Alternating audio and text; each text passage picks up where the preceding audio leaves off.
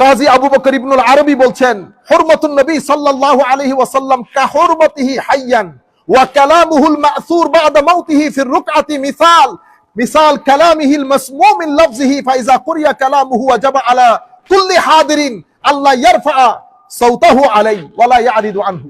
তো আমার নবী জীবিত থাকলে যেভাবে সম্মানিত, আমার নবী দুনিয়া থেকে চলে গেলেও সম্মানিত।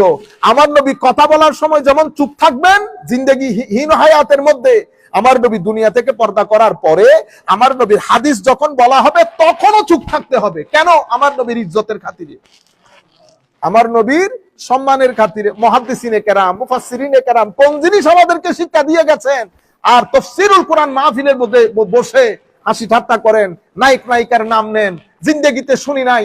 আল্লাহ রাব্বুল আলামিন যদি এই সমস্ত মুফাসসিরের তাকদীরে হেদায়েত না থাকে, আল্লাহর দরবারে দুআ, আল্লাহ আমাদেরকে ফিতনা থেকে যেন রক্ষা করেন, অথবা আল্লাহ আমাদের সবাইকে হেদায়েত করেন।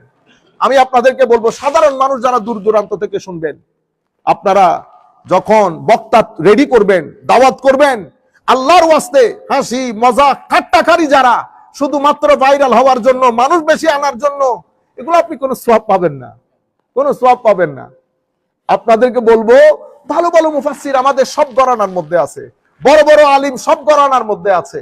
আপনি যদি মনে করেন যে তাদের বক্তব্য মানুষ শুনবে না, আমি অনুরোধ করব এই সমস্ত মুফাসসিররা তাফসীর করার সময় ডানে একজন আলেমকে বসায় রাখবেন, ডানে একজন আলেমকে বসায় রাখবেন। তারপরে আমরা দেখব এটা হলে ভালো হবে, এটা হলে উল্টা সিধা কথা বলা আমাদের এখানে কমে যাবে। এক ভদ্রলোক, এই কিছুদিন আগের কথা, ডানে বড় আলেম বসা, সে ওয়াজ করতেছে, নামাজে আসে না বিদায় বলে সবাই কাফের হয়ে গেছে।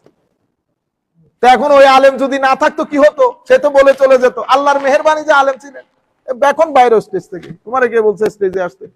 বড়ই না পাকার আগে আপনি বাজারে তুলে ফেলছেন, কাঁচা বড়ই।